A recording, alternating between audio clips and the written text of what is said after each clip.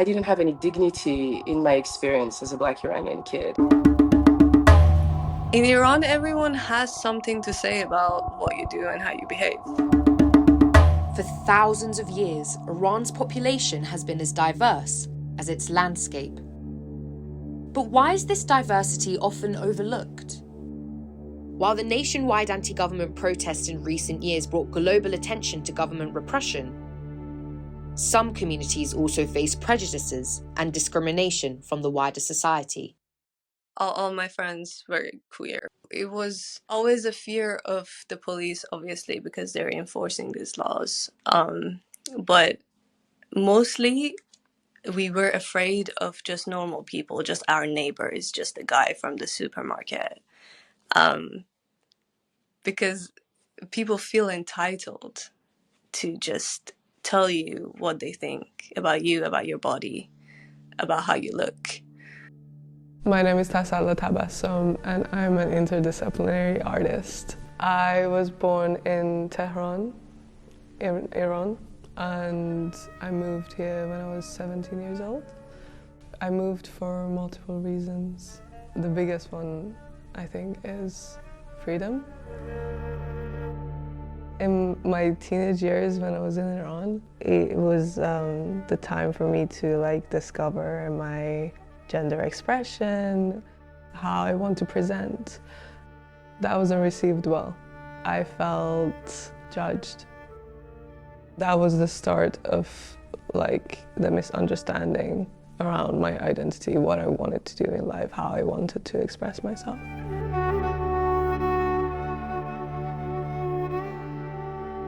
Salam, I'm Priscilla Kunkuhovedo.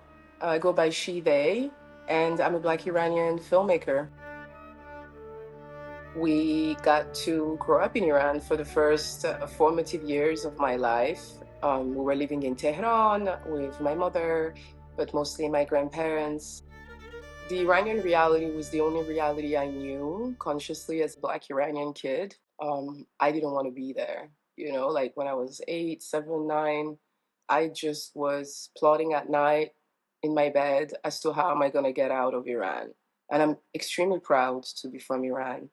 It's just that the trauma was such, I didn't have language for it, and I was in so much pain.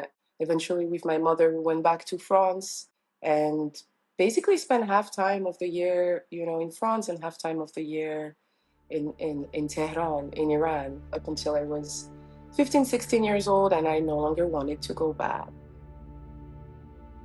I couldn't deal with the constant reaction to my Blackness. I just couldn't take it. It felt like, if I'm going to be staying in Iran, this is just how it's going to be for a Black kid. After middle school, you're allowed to decide what majors you want to take. And I went to art school. It was a dangerous decision to make because art has no future. And all of this cliche beliefs. My work was always challenged by the teachers, whoever that saw the work, and just people around me, because it was out of the ordinary for someone like me to make art like that. I would make nude art. I would always draw the body, and as a teenager I always wanted to be and act like everyone around me, to fit in and to feel included and all of that. I remember I had a lot of questions about God and about womanhood, and there was always this thing of what? How dare you question that? There is no space for questions. There is no space for doubts.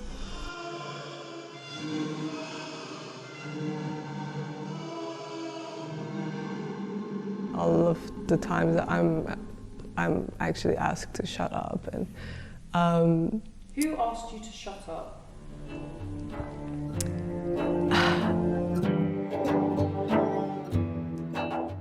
I didn't have any dignity in my experience as a Black Iranian kid. I didn't have a right to own that experience, talk about that experience, form my identity around that experience. I was asked to shut up. Feeling disconnected from Iranian society the moment they stepped outdoors, Priscilla says she faces anti-blackness, while Tasala says she feels silenced as a queer Iranian. But what role do they think history has played in shaping their experiences? And how has societal stigma impacted their mental health? I mean, the impact on my mental health was huge. It was absolutely devastating. For somebody to treat you as lesser because of something that you cannot do anything about it, because that's who you are, whether it's anti-blackness or queerphobia, then it has devastating effects on your mental health. I am no exception. I mean, first it's translated into wanting to take distance with the community completely, because I was absolutely extenuated and mentally drained by having to constantly be on the receiving end of a reaction. And you cannot anticipate the nature of that reaction. I think shame is the biggest emotion I carry around with me everywhere. Whenever I enter new spaces, there is so much shame. Being queer is such a heavy experience. You're constantly living in hiding. You have to hide so many aspects of your personality as an Iranian person anyways. But being queer, that's just doubled. When we don't have any conversations about it at the national level, at, your everyday life level at school, your teacher doesn't talk about it. If it's not talked about, it's like it never happened. It's like we're not there. That act of intentional erasure from even in the diaspora is perpetrated and continuous. We don't have a critical discourse around it. It's a descriptive one at best. Exhibitions at very high-end museums will show you Qajar art from the 19th century, at the time of the Qajar dynasty, and you will see in the paintings painted at the time by the royal painters the presence of Black women or of Black men, visual representations of the lives back then. But when these pieces are exhibited in museums, we don't talk about the Black woman on that image. We don't say who she is. We shouldn't limit our understanding of a group of folks just to a geography, but more so expect to see Black Iranian folks just about anywhere. It's a hierarchy. People look up, and it's the power dynamic within Iranian society. Queers in diaspora is a whole different story from queers in Iran. Here, you have access to so much. You can learn about yourself. You can find communities, and people don't have that in Iran. The world needs to know that queer people are there. We do exist. That was amazing. Tasala and Priscilla's experiences echoed one another, despite their distinct backgrounds. So I headed out to speak to Rose Escafi, a mindfulness practitioner and founder of the wellbeing organisation Still Chill, to ask her about the long-term effects of societal stigma. Being misunderstood by your community massively impacts how you're able to integrate into society and how you're able to show up within those communities, because you already have commonalities and there already is a sense of belonging.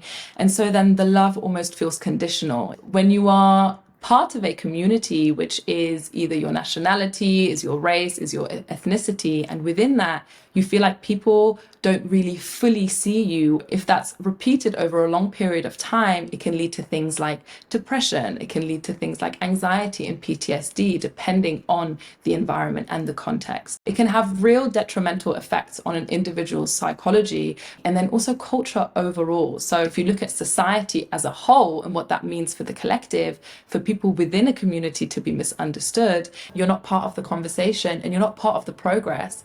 And so whatever future we're moving towards actually isn't that great, because it only takes into account the experience of a tiny number of people. It's always a battle to be understood. I think conversation is the key. Just being curious about other people, asking more questions, and the willingness to hear things out of the ordinary, out of the normal perceived ways of being and living and expressing. We still have a lot of conversations to have, and we still have to push back a lot to make sure that we don't stop talking. We can create a society and a culture that's empathetic. We don't have to stay in this situation. And it's going to take an incredible amount of collective consciousness and work and empathy to be able to overcome that.